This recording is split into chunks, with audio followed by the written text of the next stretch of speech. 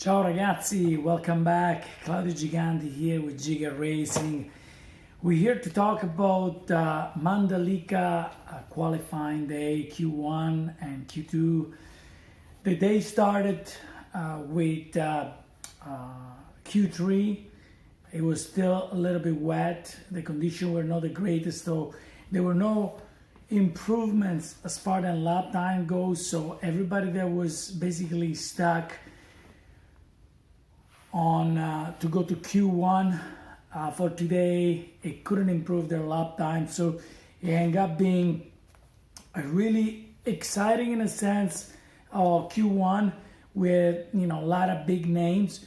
We had Paul Espargaro, we have of course Marc Marquez, we had Francesco Bagnaia, we had Dovizioso, we had Johan Mir, we had Alex Marquez. So there were a lot of good riders on Q1. So you could already tell that it was going to be a tough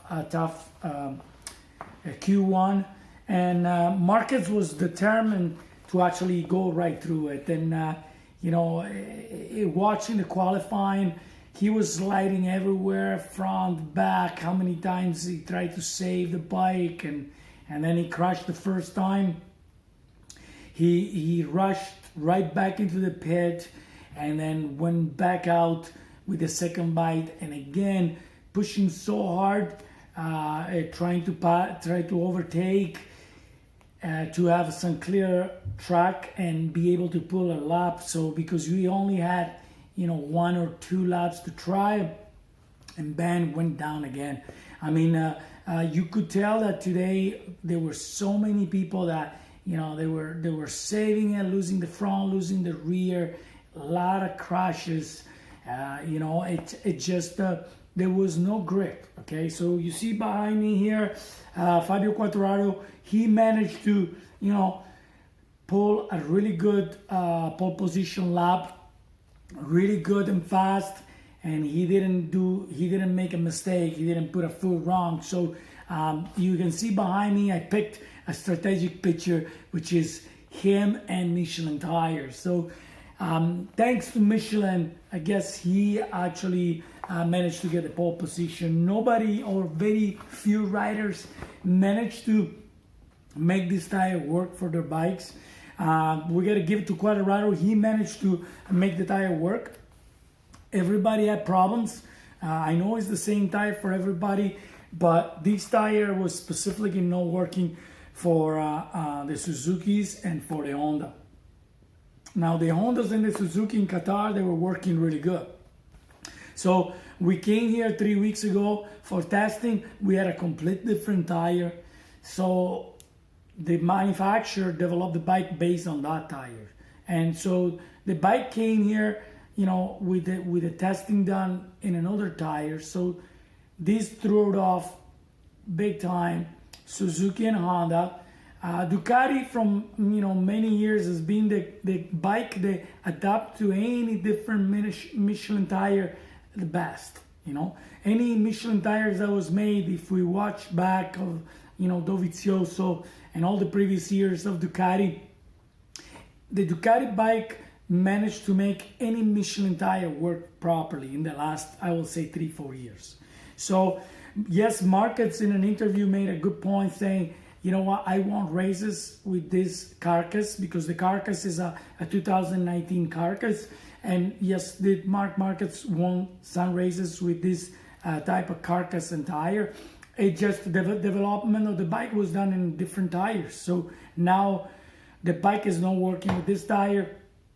Apparently, Johan Mir, saying in an interview that they tried anything, every setup possible on the Suzuki, and nothing was really working.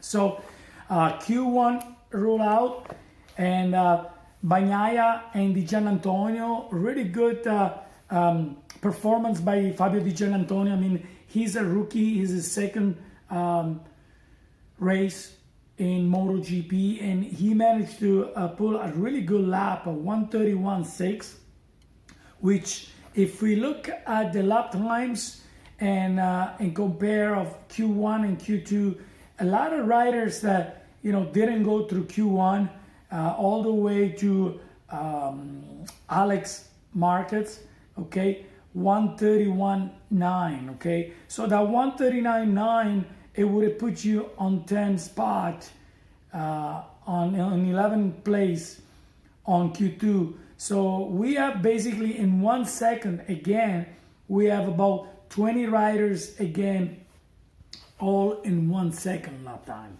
So some people can see the performance of Francesco Bagnaia not really good, but if we look at the lap time that he actually achieved in Q1, which was a 1:31.219, so that lap time, if he managed to do the same lap time, it would have put him on second place, right behind Quartararo. So the problem is, to make this tire work is very difficult, and to have a consistency with the tire is really difficult. If we go look at the FP3, free practice 3, even though it was half wet, but if we look at FP4, for example, and we look at all the lap times, everybody was trying different settings and different tires to try to see which was the best combination. Well, none of them was the good combination.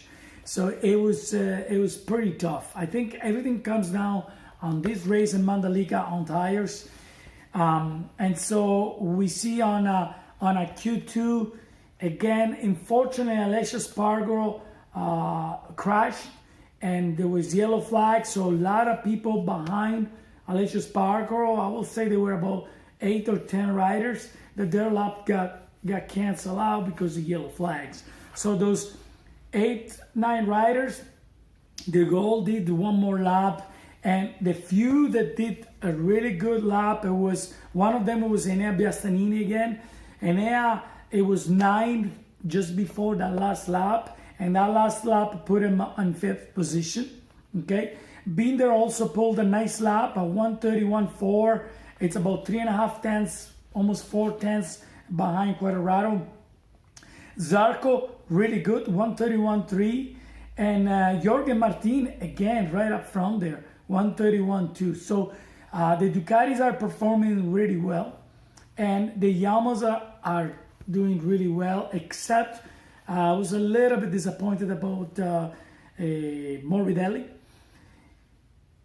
It didn't have a very, not really good laps on Q1, and then he ended up crashing. So that was the hand from him. Also, he got penalized. He got put 3 positions behind. It was a penalty given because a practice start. Apparently, he passed all the riders that they were waiting for practice starts, and then he started his practice start. So he almost jumped the line and went in front. And so, race direction decided to give him a 3 grid position penalty for tomorrow. I don't want to comment on that. Is it ours? It's not ours.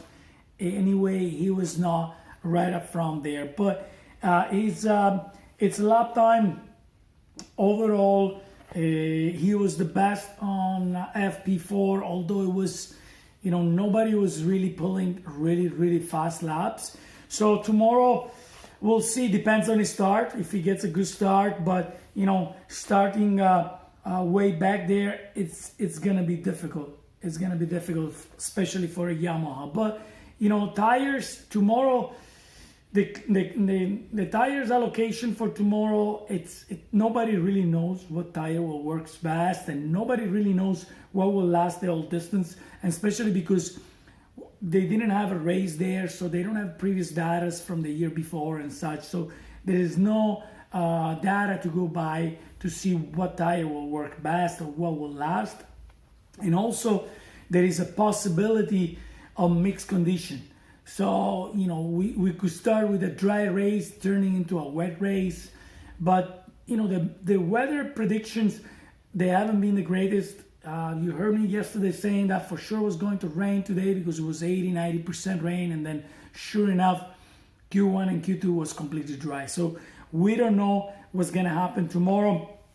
As far as my prediction goes, I think Colorado, we're going to see him up front there. I think it's going to be really strong. So I'll say Quartararo will be probably he will manage to win the race. I gave him as a first spot, and then I'll put Pecco Bagnaia this time second, and I will put Bastianini third. And I'm only doing Pecco second because I think he really needs to score a lot of points, but he's gonna manage. So I don't think he has the pace to stay with Quartararo, but I think he might have the pace to stay in front of Enea Bastianini, because judging for his best lap of Enea Bastianini was 1:31.5, and again Francesco Bagnaia's best lap it was 1:30.12 on Q1. So I think he's gonna do better. So my predictions are, I know I was wrong last time, but my predictions are Quartararo top step of the podium, followed by Pecco Bagnaia, and then Bastianini will be third. Now, I forgot about talking about, sorry about that, about Binder. He did really good. He qualified for, he could get on the podium as well, but I don't think he's as hungry than Bastianini and Pecco and Quartararo to be on the podium. So I'll put him on the fourth spot, and that's how he qualified today. But we'll see you guys tomorrow after the race for MotoGP Talk with Giga Racing again. Again, thank you for watching. Subscribe, give some comments to the videos if you like, and we'll see you tomorrow. Thank you. Ciao.